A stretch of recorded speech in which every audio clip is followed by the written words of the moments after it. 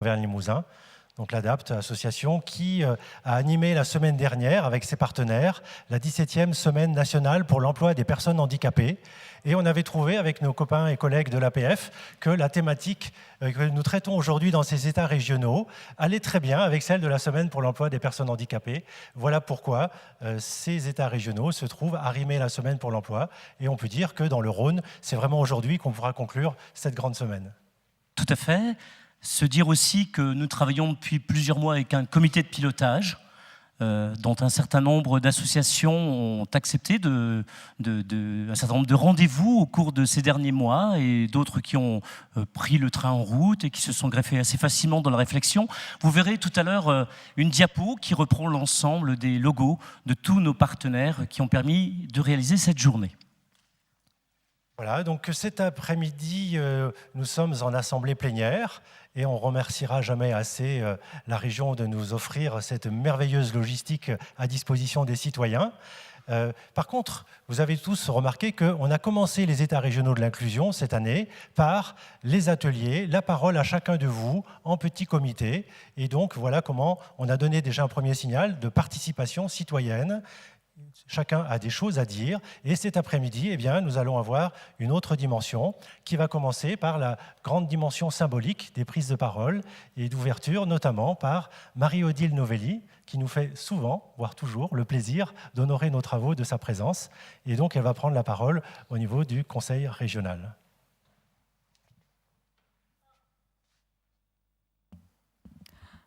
Bonjour à tous et à toutes. Je pensais qu'il y avait un petit film, je me suis trompée. Il est passé, d'accord. Il est passé, on continue sur les écrans. Pour moi. Bien, écoutez, je suis à la fois heureuse et honorée d'ouvrir cette session de l'après-midi pour ces deuxièmes états généraux de l'inclusion. Je vous prie de bien vouloir excuser l'absence du président Jean-Jacques Herrane qui est retenu à Bruxelles. Et je suis heureuse, effectivement, de vous accueillir ici, dans cet hôtel de région qui a été conçu avec des personnes en situation de handicap, notamment, selon une méthode haute qualité d'usage. Je voudrais... Alors, il y a tellement de monde ici présent que je ne vais pas les citer tous, ça serait compliqué. Rappeler quand même que Régis Herbin était notamment un des conseils de cette méthode-là et que je viens d'apprendre tout à l'heure que la méthode HQU, haute qualité d'usage, avait été retenue parmi les 100 méthodes innovantes, 100 projets innovants, par l'ONU. Donc je crois qu'on peut se dire bravo parce que c'est une invention rhône-alpine. Régis Herbin qui est présent au milieu de nous, ça vaut peut-être le coup quand même de le présenter puisqu'il est là. Voilà, Régis Herbin qui prendra la parole tout à l'heure. Alors, c'est vrai qu'à l'époque où la commission extra-régionale du handicap a été mise en place, et vous savez, elle avait pour mission, elle a toujours, elle l'aura, j'espère, encore plus en 2014, la mission à la fois de nous éclairer un petit peu sur les politiques, de travailler des sujets un peu plus à fond, et puis aussi de veiller à ce que les politiques que la région en transversalité met en place soient suffisamment performantes en termes d'inclusion des personnes en situation de handicap.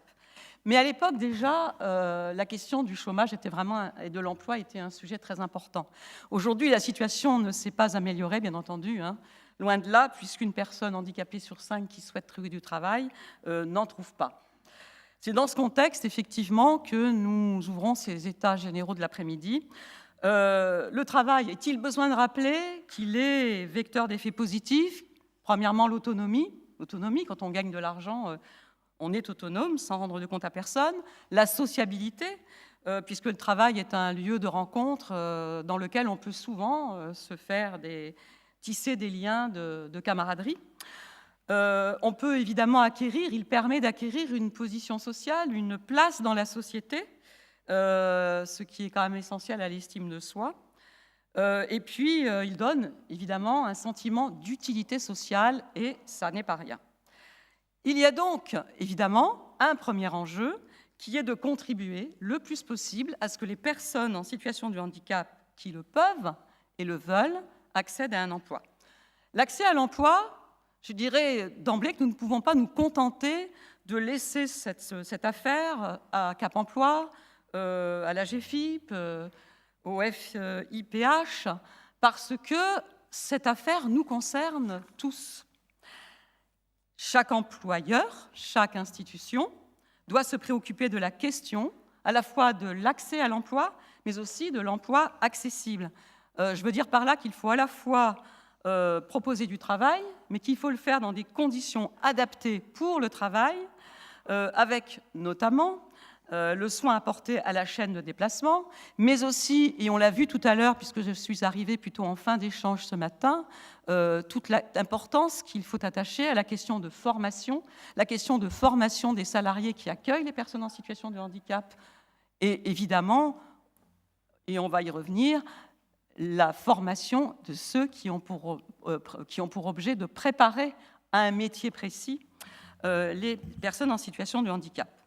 Pour notre part, le Conseil régional, nous essayons de contribuer à notre niveau, à la région, à l'emploi. Je prendrai 3 exemples. L'embauche de 7% de personnes en situation de handicap aujourd'hui.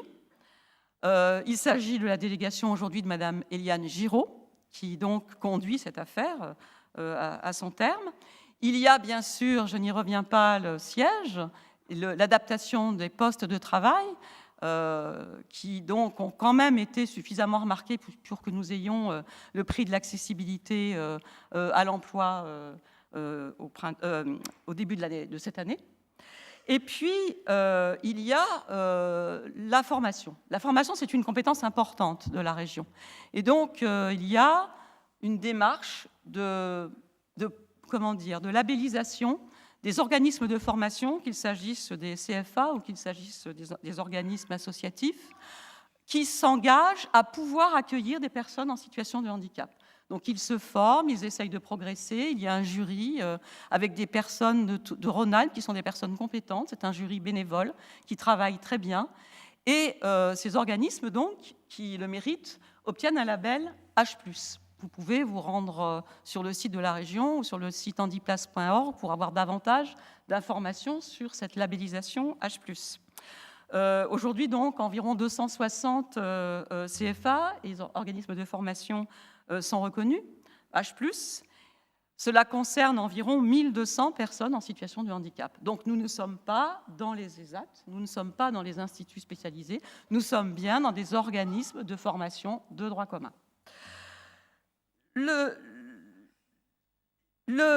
question de l'accès au travail, elle pose aussi la question de la qualité du travail ou de ce qui peut remplacer le travail lorsqu'il n'est pas accessible.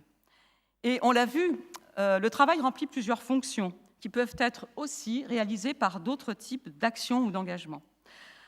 Parce que, je vais donner mon sentiment, nous ne pouvons pas oublier les aspects parfois négatifs que revêt le travail. Il peut être un facteur de souffrance. D'abord, il y a une compétition pour avoir un travail, il y a une compétition parfois effrénée pour le garder, et puis cela est valable pour tout un chacun, pas seulement les personnes en situation de handicap. Il y a un paradoxe du travail en France. Le travail est survalorisé culturellement, mais c'est en France que la souffrance au travail est la plus identifiée. Notamment parce que le travail s'est transformé. Nous sommes passés d'une production d'objets concrets vers une activité, une production beaucoup plus immatérielle. Et le travail tend à accaparer, trop souvent, l'ensemble de la vie psychique. Et ce mouvement, on peut considérer qu'il s'accentue évidemment nettement avec le recours aux nouvelles technologies et l'esclavage que représente la consultation sans fin de ces messages et la prolongation du bureau, par exemple, chez soi. Il y a aussi sans doute, c'est peut-être le plus important, une difficulté à identifier la finalité du travail, à en montrer à la fois le résultat, à en montrer l'utilité pour soi-même, pour les autres, et cela dans un contexte où la pression de la rentabilité tend à faire de chaque individu un individu en compétition. Donc, le deuxième enjeu est donc d'agir dans le cadre du travail pour rendre le travail plus humain.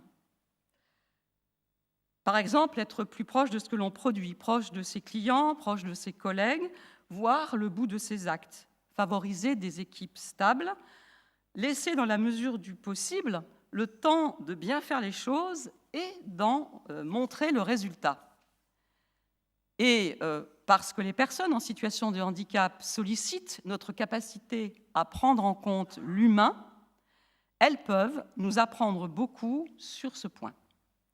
Troisième enjeu, enfin, dans un monde où le travail devient rare, comment vivre sans travail quand on ne peut pas travailler ou quand on est éliminé du marché de l'emploi? Cette question, il faut aussi l'aborder, je crois. Alors, elles ont été l'objet de réflexions en atelier ce matin. Nous allons entendre les réponses dans quelques minutes. Mais ces enjeux renvoient à des questions plus globales de cohésion sociale, d'intégration ou, selon l'acception en vigueur actuellement, d'inclusion. Il y aurait d'ailleurs beaucoup à dire sur ce terme d'inclusion qui fleurit actuellement. Je fais référence à la Conférence nationale de lutte contre la pauvreté et l'inclusion sociale, le groupe de travail, inclusion bancaire et lutte contre le surendettement, etc. Certains ont d'ailleurs relevé une ambiguïté dans ce terme qui renverrait à un processus plutôt passif qu'actif, plutôt passif qu'intégratif. Et d'ailleurs, selon Dominique Bénard, il y aurait une inclusion ségrégative qui est plutôt encline à enfermer, et puis une inclusion intégrative qui relèverait d'une dynamique d'ouverture qui permet à des personnes atteintes de déficience de rencontrer les personnes valides dans des lieux d'éducation, de travail, de loisirs et d'habitat ordinaire. Mais on peut aussi considérer qu'on a, en tant qu'être humain complet, besoin des deux. En tout cas, pas d'une seule forme. Ce débat-là, nous n'allons pas l'entamer maintenant.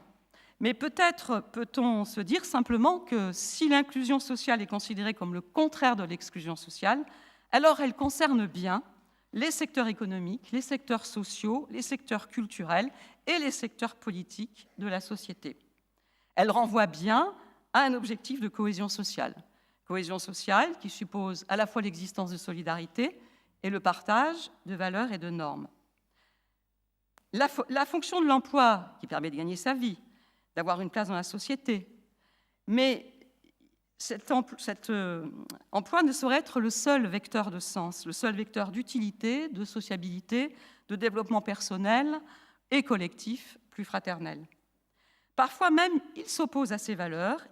Il est lié à des formes parfois dénuées de sens, comme depuis 30 ans, l'évolution de la financiarisation de l'économie, qui accorde des privilèges à des fonds d'investissement spéculateurs et prédateurs et obéit à des visions de court terme qui exacerbent la concurrence et démantèlent les coopérations. Ce mouvement qui heurte les valeurs qui ont fondé la cohésion en France ne nous permet pas facilement de relever le défi de l'emploi. Ces éléments, évidemment, nous entraînent vers une réflexion d'ordre plus général sur l'économie. Mais je pense qu'il nous faut prendre conscience qu'en dehors des formes d'économie qui ne visent que l'intérêt de quelques-uns, il existe aussi d'autres formes qui sont compatibles avec l'intérêt général. Nous pouvons prendre conscience de notre capacité d'action, de notre responsabilité collective et individuelle, y compris dans nos actes d'achat. Pour que chacun trouve un emploi, y compris les personnes en situation de handicap, nous devons, je crois, reconnaître et soutenir les formes d'économie qui favorisent l'emploi et la répartition de la valeur ajoutée de manière équitable. Nous devons aussi soutenir toutes celles et ceux qui, conscientes de la valeur de l'humain, embauchent des personnes en situation de handicap. L'échange entre personnes handicapées et valides, l'emploi des personnes en situation de handicap, génère en retour des effets positifs pour les personnes valides. Évidemment, il y a l'exemple de l'espace accessible à tous, mais il y a aussi des méthodes plus efficaces en matière d'éducation. Et même au travail, puisque Eurocite, fabricant de sièges de bureau à Nevers, déclarait récemment, c'est dans le 20 minutes, vous avez tous le gratuit, page 11, l'aménagement pour personnes en situation de handicap permet de repenser nos propres tâches et de trouver une efficacité supplémentaire. Donc, il est clair que la contribution d'une personne à l'ensemble de la société peut être apportée par d'autres moyens que le travail, l'engagement associatif notamment. Je dirais pour conclure, et j'ai en tête les propos tout à l'heure de Marie-Christine, parce que je suis arrivée plutôt vers la fin, et de Gloria Laxer, qui est que la valeur humaine n'est pas réductible, évidemment, à la valeur d'une personne sur le marché du travail. Je nous souhaite bon travail.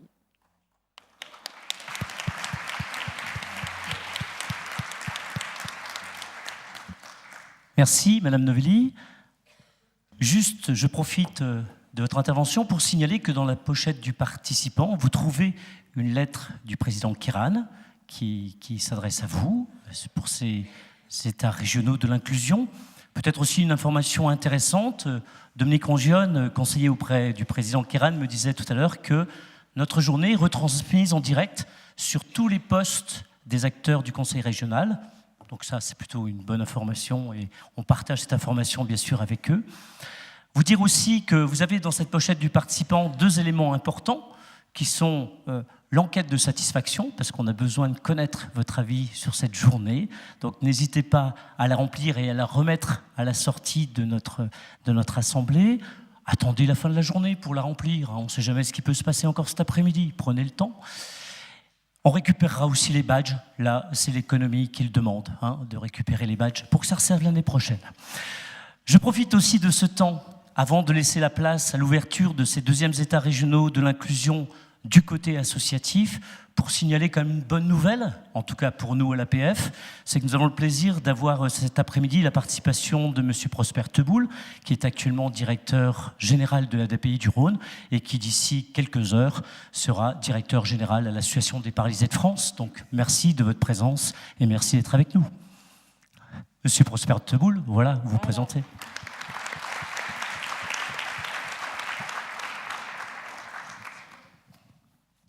Très bien. Eh bien, nous allons maintenant, dans la haute symbolique des citoyens engagés qui sont présents, de la représentation et de la parole politique, donner la parole à une autre composante de la société civile qui nous est très chère à l'ADAPT et à l'APF, c'est celle des associations.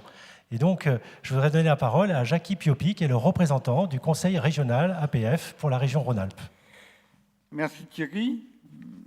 Mais je voudrais aussi signaler que nous avons aussi un représentant du conseil d'administration, Jean-Luc, de notre association. Mais oui, Jackie, je trouvais que c'était bien que tu le dises. Voilà. Stéphane Irigoyen, qui est... il nous vient du Pays Basque. Stéphane Irigoyen, qui est administrateur de l'APF, et je m'excuse, oui, qui est juste là. Nous, merci de l'applaudir, il est venu du Pays Basque. Merci Jackie pour ce rappel. De rien, de rien.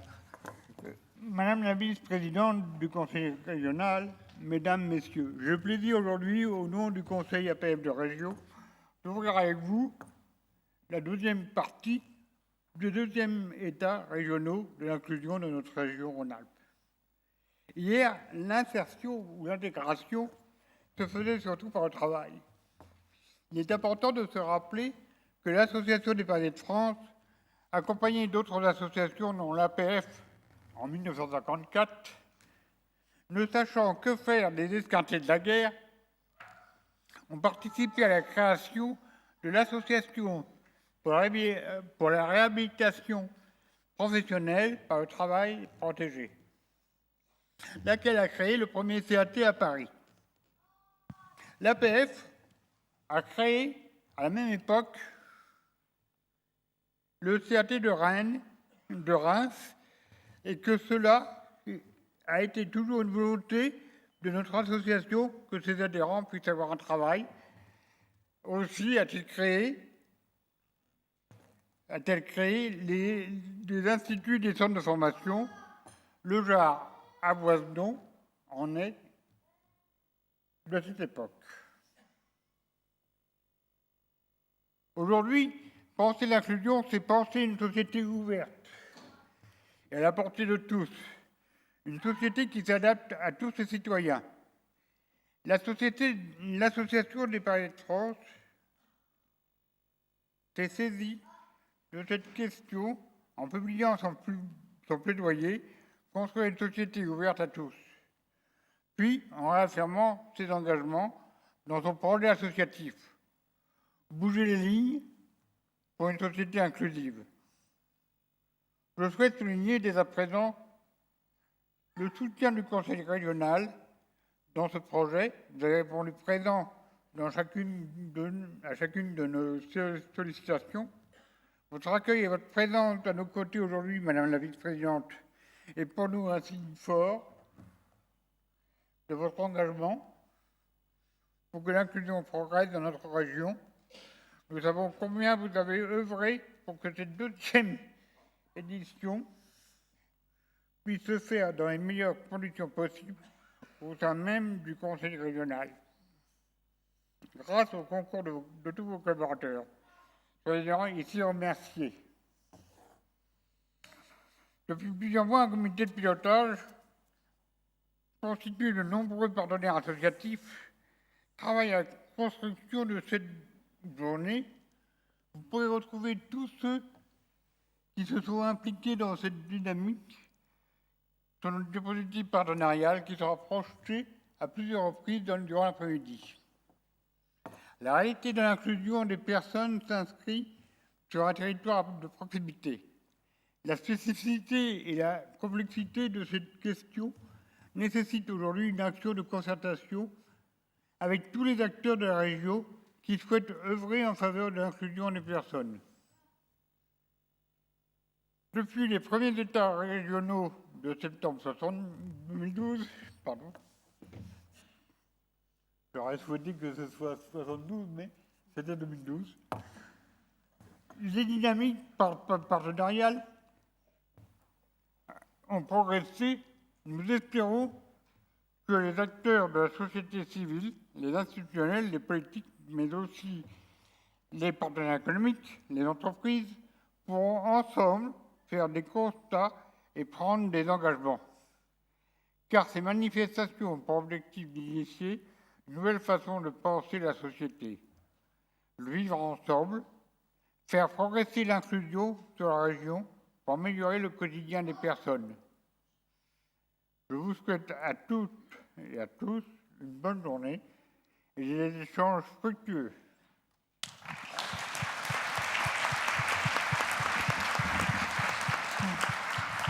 Merci Jackie Piopi. Donc cet accueil associatif, on ne pouvait s'empêcher de le faire à deux voix, vous l'avez compris, non seulement parce que notre COPIL est interassociatif et qu'il est devenu important, en tout cas c'est ma vision des choses depuis nos premiers États régionaux ici même en 2012, et aussi parce que l'histoire dit quelque chose d'important entre les deux associations que sont l'APF et l'ADAPT.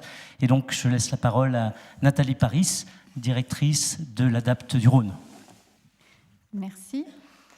Madame la vice-présidente, Monsieur Piopi, Mesdames, Messieurs, la collaboration entre l'APF et l'ADAPT dans l'édition 2013 des États régionaux de l'inclusion s'inscrit dans l'un des axes prioritaires de la signature de la convention entre nos deux associations, en particulier pour la conduite de la Semaine pour l'emploi des personnes handicapées. Initiée par l'ADAPT il y a maintenant 17 ans. Ce thème et des États régionaux de l'inclusion nous prouve que le débat est encore d'actualité. En unissant nos forces et en faisant converger nos projets associatifs, nous ferons bouger les lignes, terme cher à l'APF, pour un mieux vivre ensemble égaux et différents, titre du projet associatif de l'ADAPT. La thématique et le mot travail ont eu une résonance différente dans la tête des différents membres du comité de pilotage, qui, comme l'a précisé Jean-Luc, était un comité de pilotage interassociatif. Ainsi, le travail nous est apparu dans toutes ses composantes, comme la conduite d'une activité, qu'elle soit bénévole ou professionnelle, en milieu ordinaire ou en milieu protégé, d'où la richesse des thématiques des ateliers de ce matin, dont nous aurons un écho tout à l'heure. Dans tous les cas, le travail est à mettre en regard de la notion d'utilité sociale qu'a tout à l'heure évoquée Madame Novelli.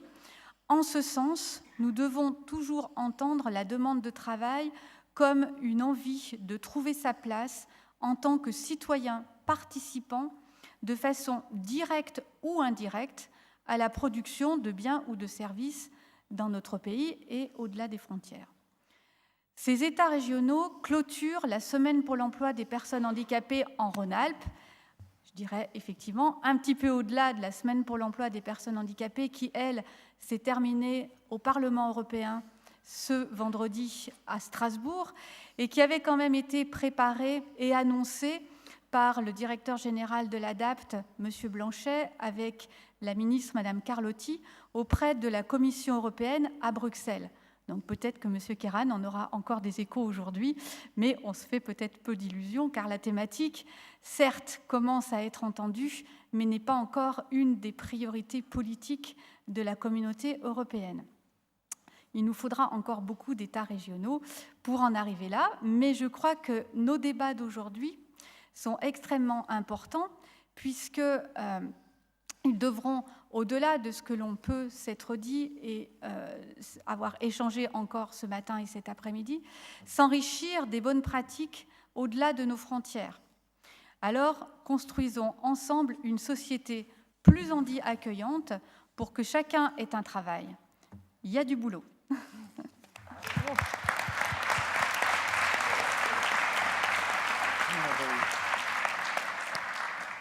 Très bien, merci pour vos propos qui mettent la barre assez haut sur les attendus sociétaux de notre affaire. Merci Nathalie, merci Jackie, merci Madame Novelli. Je crois savoir que les services qui nous écoutent, certains d'entre eux vous attendent. Merci d'avoir pris ce temps. Et je reviens pour les... Et vous revenez tout à l'heure, on compte bien là-dessus. Merci beaucoup. Très bien, alors, vous avez compris, dans cette journée, il y a un rythme, il y a plusieurs séquences. Voilà le moment venu maintenant d'un apport conceptuel, d'un apport pour la réflexion des uns des autres, avant d'enchaîner ensuite sur les productions des ateliers de ce matin. Et nous avons donc le très grand plaisir d'accueillir Monsieur Hugues Puel, que je vous demande d'applaudir et d'encourager. Monsieur Puel, je ne sais pas si c'est utile de le présenter, parce que je pense que beaucoup d'entre vous le connaissent. Économiste, sociologue, il m'a dit d'arrêter là, donc je m'arrête là. Économiste et sociologue, et qui va intervenir sur la démarche inclusive au service du travail pour tous. Merci.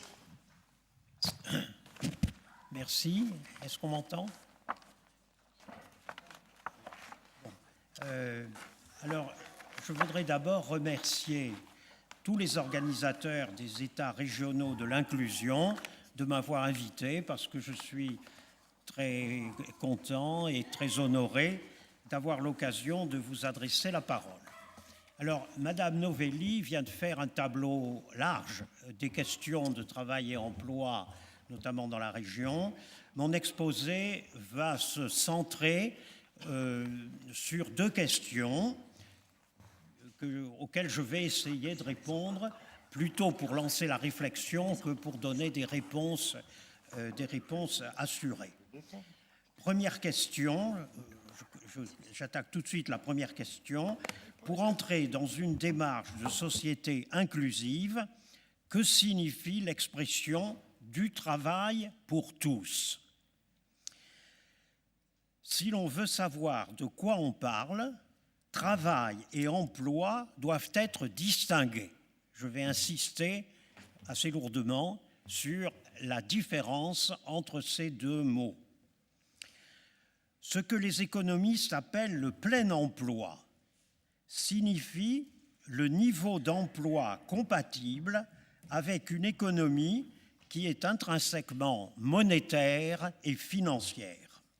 C'est cette dernière qui domine le processus de mondialisation dans lequel les acteurs économiques privés ont une grande liberté d'action du fait de règles de droit public international inadéquates et lacunaires. Parmi les 100 plus grandes puissances économiques du monde, estimées selon leur produit intérieur ou par leur chiffre d'affaires, il y a plus de multinationales que d'États-nations souverains. L'emploi est la forme marchande du travail, liée désormais à l'état de cette économie mondialement interdépendante et régulée par le volume des affaires et les rapports de force, plus que par la sagesse d'États cherchant à mutualiser leur pouvoir au service de la justice et de la paix. Du point de vue du libéralisme économique, le plein emploi est un état limite d'équilibre des marchés particuliers. Pour cette pensée libérale au sens économique du terme, le déséquilibre des marchés de la main-d'œuvre vient du blocage de la baisse des salaires par les lois sociales et les pressions des syndicats de salariés. Les États belliqueux atteignent aisément le plein emploi par la mobilisation générale de leur population, effet ambigu. Grâce à la Première Guerre mondiale et au terrorisme, la porte des usines s'est largement ouverte aux femmes. Trop de politiques adoptent le langage des économistes sans suffisamment d'esprit critique. Pour les économistes, le plein emploi a peu de choses à voir avec le travail pour tous dans une société inclusive. Qu'est-ce donc que le travail ?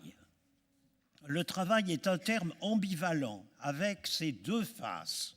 En négatif, labeur, souffrance, tension, exploitation. En positif, création, épanouissement, accomplissement, œuvre dans le plaisir et la joie. En fait, le travail a ces deux sens à la fois, c'est-à-dire il est à la fois peine et plaisir, accomplissement personnel. La philosophe Hannah Arendt souligne ce phénomène en écrivant que dans toutes les langues européennes, anciennes et modernes, il y a deux mots différents, deux étymologies séparées pour désigner ce que nous nommons d'une seule et même activité, ponein ergazestai, laborare et facere, to labor, to work, arbeiten et wirken. Cette ambivalence donc du mot travail ne peut être comprise que si on rapproche le terme de travail de celui d'activité. Alors, je vais vous faire remarquer le sens économique du terme activité, qui montre bien dans quelle confusion nous sommes.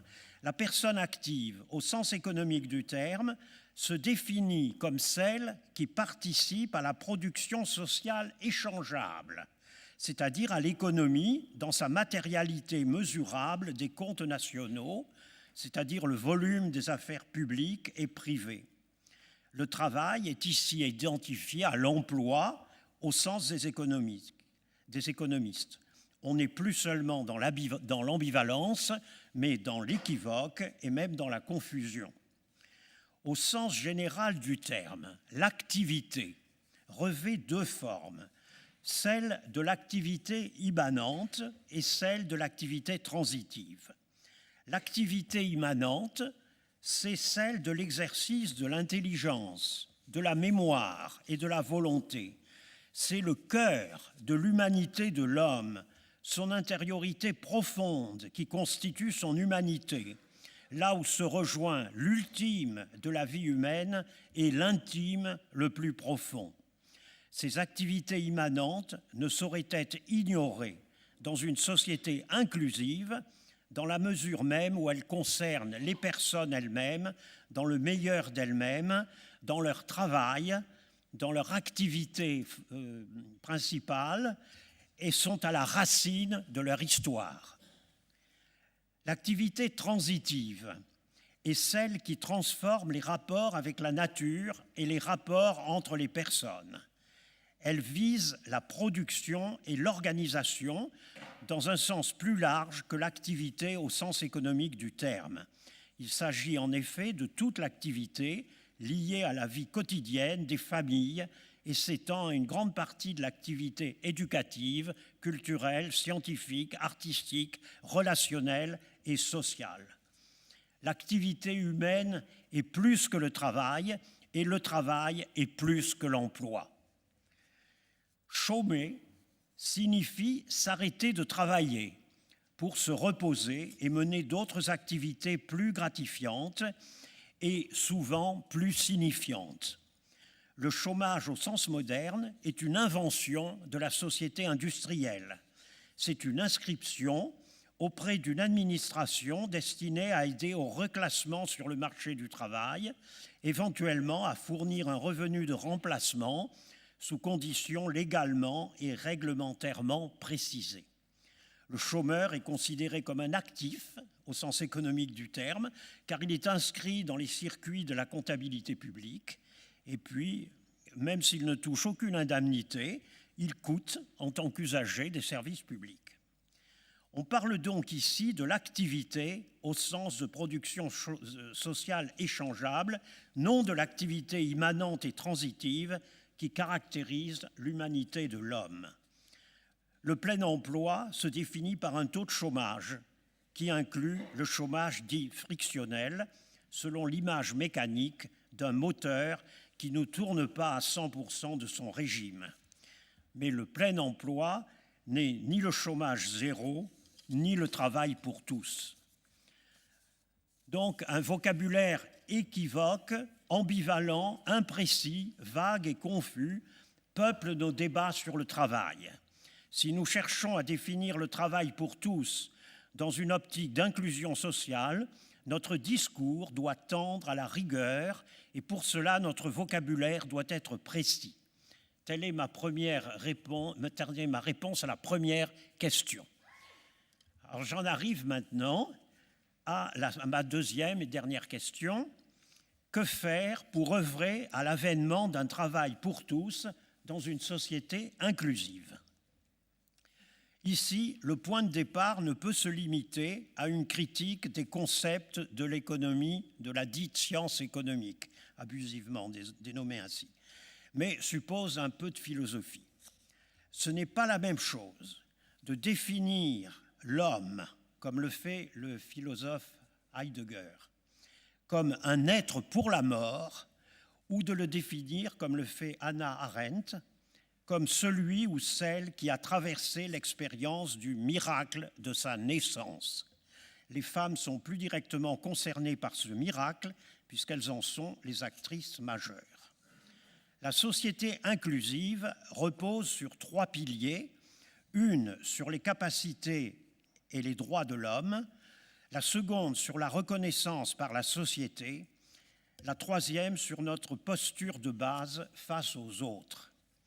Mais les modalités de la réponse à la question « et maintenant qu'est-ce qu'on fait ?» sont renvoyées à un débat qui nous concerne tous, puisqu'il s'agit de comportement, donc d'interpellation à nous, à chacun d'entre nous, qui que nous soyons, au niveau les plus modestes de la société qu'avec des hautes responsabilités.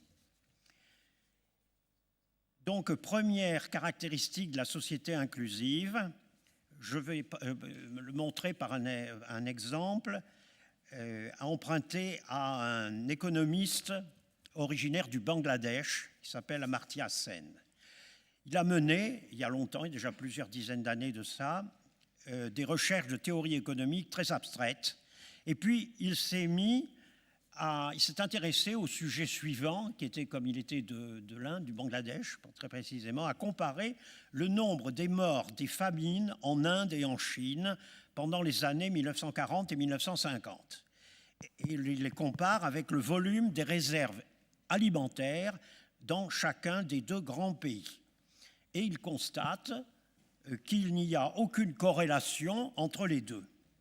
L'Inde, avec des réserves alimentaires plus faibles que celles de la Chine, a connu au cours de ces famines un nombre de morts beaucoup moins élevé que celui de la Chine.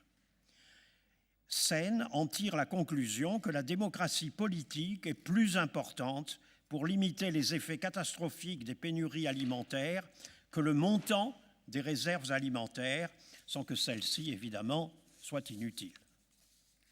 Sen en tire aussi une conclusion plus générale sur l'impératif de développer ce qu'il appelle des capabilities, c'est-à-dire des capacités, pour lutter contre la pauvreté. Les capacités, ce sont tous les moyens mis à la disposition des personnes pour satisfaire leurs besoins fondamentaux et participer à la vie sociale et politique. Qu'est-ce donc qui rend l'homme capable d'agir pour répondre à ses besoins? C'est d'abord son pouvoir de dire, avec l'expression d'une parole qui fait advenir du neuf, un cri de souffrance, l'expression d'une détresse, une protestation contre l'injustice, le constat d'un dysfonctionnement de l'administration, d'une entreprise ou plus généralement de la société. Les mots peuvent transformer les choses. C'est le fameux discours performatif qu'évoquent les philosophes du langage. Dans l'exercice du pouvoir de raconter et de se raconter, l'identité personnelle se projette en identité narrative, selon l'expression de Paul Ricoeur. Elle construit et change la représentation de soi aux yeux des autres. L'action devient le récit qui influence la société. La promesse est un autre exemple de discours performatif. La promesse de voisins, d'autorités locales, pour aider et pour intervenir. Le pouvoir de faire naît de l'intériorité d'une conscience informée qui trouve son expression dans la parole, comme on l'a vu en parlant de l'activité immanente de l'homme. Sans elle, il n'y a pas d'action humaine. Ce qui rend l'homme capable, c'est aussi le fait d'être reconnu avec ces 3 étapes analysées par plusieurs philosophes. La confiance en soi se forge d'abord dans la famille, puis à l'école. La sortie du système scolaire de dizaines de milliers de jeunes sans maîtrise des langages de base de notre société est un drame trop silencieux. Pourtant, face à ces échecs, les interventions de professionnels sont multiples pour conforter cette construction de la confiance en soi. Psychologues, psychiatres, psychanalystes, pédiatres, gardiens et visiteurs de prison, divers écoutants, animateurs d'entreprises, d'insertion, travailleurs sociaux, etc. Toutes ces personnes-là sont au service de cette écoute et de cette naissance de la parole. Ça, c'est le premier élément. Deuxième élément de la reconnaissance est le respect de soi et des autres. Il suppose l'insertion dans un ordre social où la police et les juges ont souvent un rôle important lorsque la confiance en soi est illusoire, car elle n'a pas été accompagnée de l'intériorisation des règles de la vie sociale. Le problème a même pris des dimensions internationales avec ce qu'on appelle la justice transitionnelle. Des États-nations se renforcent à la faveur des nouvelles conditions de la croissance économique et de l'émergence de nouvelles classes moyennes et initient des processus de démocratisation. Ils sortent le plus souvent de périodes de dictature ou de guerre civile. On en a le spectacle tous les jours. La justice transitionnelle s'efforce de restaurer la dignité de chacun en reconnaissant aux victimes les torts subis, accompagnés éventuellement d'une indemnisation. De plus, elle encourage les coupables à la repentance dans la perspective d'instauration d'un État démocratique où soient reconnus et appliqués les droits de l'homme. Beaucoup de travaux d'ONG, de policiers, de magistrats, d'administrateurs sont impliqués dans ce processus d'avenir de la justice transitionnelle dont les tribunaux justice et réconciliation ont été le modèle sans doute imparfait mais très innovant en Afrique du Sud. Le troisième type de reconnaissance est celui de l'estime de soi, renvoyée par la société. Les entreprises n'embauchent que des gens qui ont suffisamment en eux, mais les salariés attendent de leur activité un renforcement et une montée de l'estime de soi par la reconnaissance de leur contribution à la réussite des objectifs de l'entreprise. Cette contribution n'est pas toujours reconnue, surtout à l'égard des échelons inférieurs de la hiérarchie. Mais pas seulement. Une évaluation des entreprises pourrait être faite à partir de la reconnaissance des parties prenantes dans la responsabilité aux différents niveaux. Après les formes de la reconnaissance, le troisième pilier de la société inclusive concerne la question de l'identité, de l'altérité et du rapport aux autres. Vous connaissez sans doute l'histoire d'Ulysse, qui est une des sources de l'imaginaire de la civilisation occidentale. De retour de la guerre de Troie, le fils de Laërte se trouve engagé dans une odyssée qui ne lui permettra de retrouver sa femme, la fidèle Pénélope, qu'après 10 années d'aventures aussi périlleuses que rocambolesques. Accueillie chez lui comme un hôte inconnu, Pénélope est alors entourée de prétendants que l'absence d'Ulysse, qui semblait se prolonger sans fin, ne fait qu'impatienter davantage. Pénélope dit à celui qu'elle considère comme un étranger, elle ne le reconnaît pas, « Ce que je veux d'abord te demander, mon hôte, lui dit-elle, c'est ton nom, et ton peuple, et ta ville, et ta race. » Ulysse refuse de répondre, tant lui est pénible l'histoire de son Odyssée. Mais pendant le bain de pied que lui offre la vieille servante d'Ulysse, celle-ci reconnut le maître à la blessure qu'Ulysse avait jadis reçue d'un sanglier à la blanche défense. C'est le chant 19 de l'Odyssée. Cette histoire antique est pleine de sens pour nous aujourd'hui. Notre identité est-elle révélée par nos cicatrices ou par nos histoires? Notre identité est-elle définie par notre carte d'identité ou par notre histoire inachevée tant que nous sommes en vie? Reconnu à sa cicatrice et non à son histoire, l'Odyssée d'Ulysse s'achève dans le bain de sang avec le massacre des prétendants. La société inclusive prend en compte les histoires singulières de chacun. Les dispositifs administratifs peuvent être améliorés, mais ils ne seront jamais en eux-mêmes à la hauteur des enchevêtrements de responsabilités qui sont les nôtres. Celles-ci nous lient les uns aux autres et nous invitent à nous reconnaître au-delà de l'identité sociale convenue. Le travail pour tous ne se définit pas par un taux de chômage inférieur à 8% de la population active. Il implique la reconnaissance de l'autre dans son activité au service de la société. Le travail pour tous est un travail pour les autres, considéré dans leurs besoins fondamentaux auxquels la société marchande ne répond que de façon déséquilibrée, c'est-à-dire avec abondance et gaspillage d'une part, avec insuffisance et inadaptation de l'autre.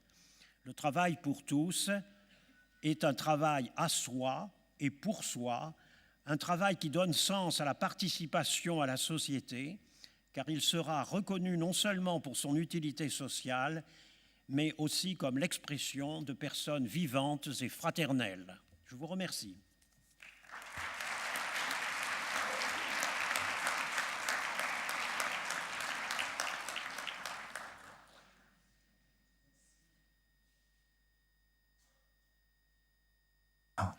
Merci, M. Puel. Avant d'avancer dans le programme de l'après-midi, peut-être qu'il y a quelques réactions, quelques questions, quelques impressions à partager, quelques interpellations. Oui, oui, peut-être. Je crois qu'il y a 2 micros qui sont voilà, qui sont de chaque côté. Vous avez le droit d'interpeller les porteurs de micro.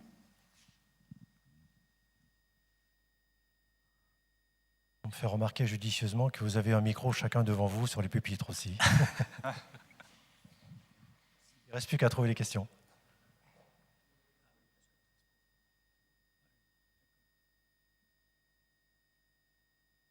C'est toujours un petit peu difficile, oui, naturellement, après un tel exposé, riche de beaucoup d'aspects.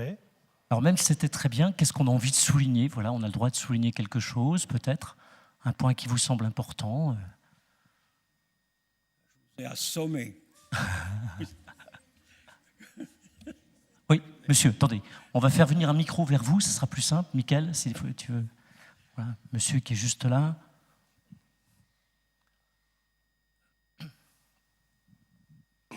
Oui, bonjour. Vous distinguez de façon très, très subtile, très intéressante, travail, emploi. Vous les remettez dans perspective historique et ontologique, j'allais dire. Mais dans la réalité, ça ne se distingue pas comme ça. Dans la réalité, avoir une activité, c'est avoir un emploi. Avoir un emploi, c'est avoir un travail rémunéré. Enfin, je voudrais vous ramener dans la réalité de ce que l'on vit. D'accord. D'accord. Bon, je réagis là-dessus. Nous avons, dans les entreprises, la rémunération se fait en fonction de critères qui sont de plus en plus cernés, précisés, intéressement. C'est pas un travail. Les salaires sont extrêmement différenciés en fonction de contributions diverses qui n'ont pas de sens que les unes par rapport aux autres. Donc c'était vraiment un travail collectif. d'un travail collectif. Or, la rémunération, elle est matérielle, elle est sur des critères matériels de performance et elle est individualisée. Nous avons tout à fait l'écart entre, c'est tout à fait concret, entre l'emploi qui est marchand, qui dépend de performances économiques et financières. Alors, il y a de la réalité du travail là-dessous, bien évidemment, mais c'est nettement en décalage par rapport à des personnes qui, elles, auront, on estimera que leur contribution à la communauté de travail, qui n'est pas vraiment une communauté, ne sera pas rendu compte et se sentiront complètement non reconnus.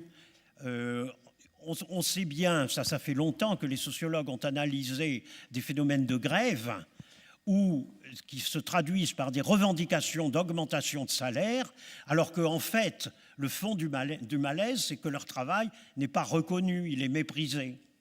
Donc je crois que mon analyse n'est pas du tout en dehors de la réalité. Elle a été formulée, je reconnais, dans un langage un langage un petit peu philosophique, ou critique des concepts, mais elle touche à quelque chose qui est tout à fait fondamental, parce que c'est le malaise de notre société qu'on a des performances qui sont définies en termes quantitatifs et matériels, alors que le problème, c'est le partage de la vie humaine entre nous, les uns entre les autres, les uns avec les autres et pour les autres. Oui, très bien, une autre question ici.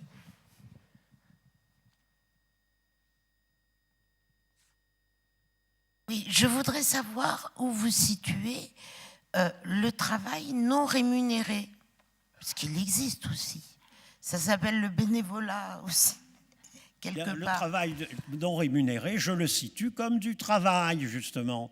Je ne fais pas, justement, si je fais la distinction entre le travail et l'emploi, c'est parce que, justement, je considère le travail de la femme au foyer, tout le travail d'éducation, tout le travail d'entretien de la vie commune, le nettoyage, enfin, toutes ces tâches, c'est du travail.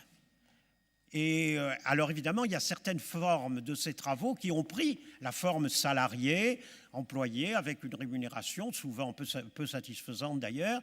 Et voilà. Mais donc le travail bénévole, c'est du vrai travail. Le travail de la femme, c'est du vrai travail. Moi, je le vois plus largement que ça, dans la mesure où il est pas seulement celui de la femme, de l'entretien de la maison ou du lieu de vie, mais que c'est aussi un travail qui participe de la construction sociétale. Le travail participe, vous avez raison, le travail participe de la construction de la société, absolument. Il peut être non rémunéré. Il devrait être au moins, sinon rémunéré, tout au moins reconnu. Ça, on est d'accord. Ce qui manque, c'est une vraie reconnaissance de ce travail. Aussi, si je peux me permettre, il y a aussi l'homme au foyer qui parfois fait quelques tâches ménagères. Mais c'est un cas peut-être un peu personnel. Ouais. La femme au foyer est parfois un homme. D'accord. Ça, c'est le couplet associatif qui lutte pour les minorités.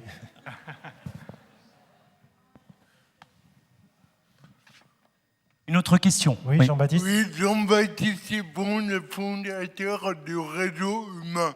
Merci pour votre intervention. Et il me semble que ça pouvait paraître éloigné, un peu théorique. J'ai apprécié, mais en termes d'économie, il y a l'offre et la demande. Et je crois que c'est fondamental dans la rémunération, c'est de faire correspondre l'offre à la demande. Et au lieu d'attendre un emploi pour tous, s'il y a des emplois aujourd'hui, c'est parce qu'à la tête des entreprises qui embauchent, il y a des fondateurs qui ont entrepris et qui ont eu le courage. Peut-être maintenant, c'est vrai, il y a des patrons voyous qui se mettent plein les postes et qui ne donnent pas de travail aux autres. Ceci dit, je crois que l'emploi pour tous, si nous voulons une société vraiment inclusive, c'est que chacun d'entre nous, nous sommes appelés à mener, à entreprendre et avoir des idées, être novateur. Et je crois que la personne handicapée est la première à susciter des idées pour améliorer le monde, améliorer la condition humaine et de s'entourer de personnes compétentes, capables de l'aider à marketer, à affiner, à professionnaliser cette idée. Et là, à mon avis, il y aura du travail pour tous.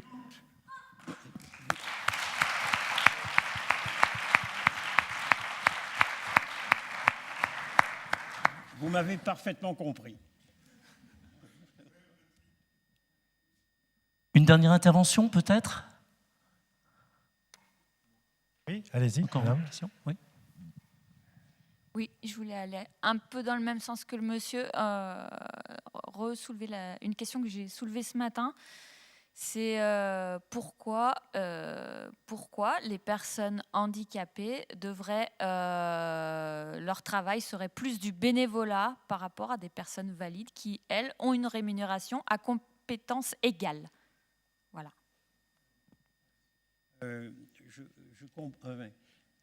C'est-à-dire, il y a des handicapés qui ont des emplois salariés et il y a des handicapés qui font du travail bénévole. Et les deux existent. Pour ça, je ne suis pas sûr d'avoir compris votre question. Excusez-moi, il y a quand même beaucoup plus de personnes handicapées qui font du bénévolat et à temps plein, si ce n'est pas plus, que de personnes handicapées qui travaillent dans un emploi rémunéré.